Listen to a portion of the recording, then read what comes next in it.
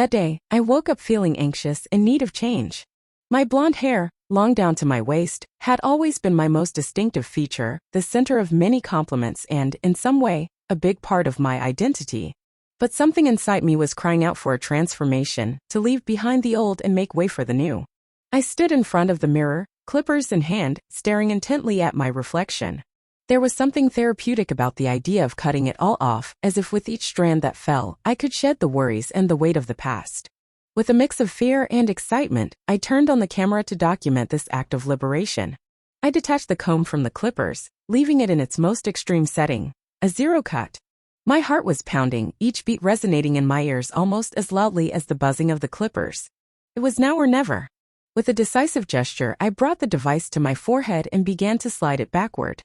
The cold sensation of metal against my scalp was an initial shock, followed by the strange liberation of seeing the first strands of hair fall. It was an act of rebellion, of personal affirmation, and although I was alone, I felt the gaze of countless eyes through the camera, witnesses to my transformation. As I progressed, passing the clippers back and forth over my head, the floor was covered with a blonde mantle. Each strand that fell carried with it memories, happy and sad moments, gradually freeing me from a past to which I was too attached. The image in the mirror began to change drastically, and with it, my perception of myself. It was not just a physical change, but an emotional one. I was shedding an image I believed necessary to be accepted, loved.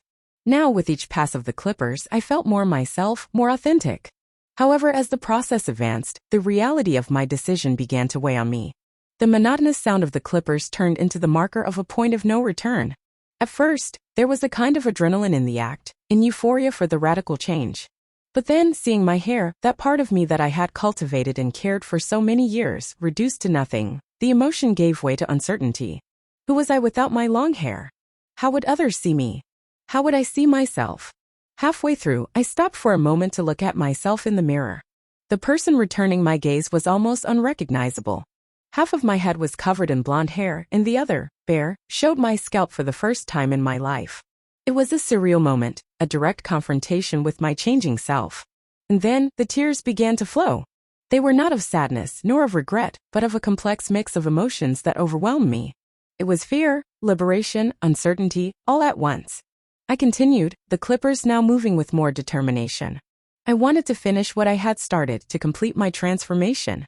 With each pass, I felt lighter, as if I was shedding more than just hair. I was leaving behind old beliefs, expectations, the need to fit into a mold.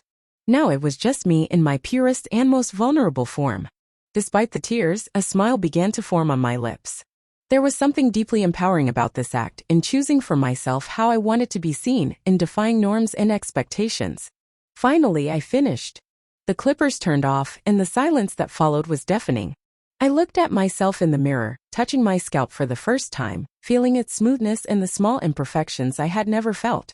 There was no trace of my old self, at least not on the outside. The tears continued to flow, but now there was a sense of peace among them, an acceptance of my new image, of my new self.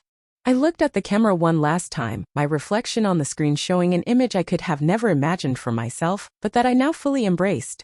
This is me now, I thought as one last tear fell.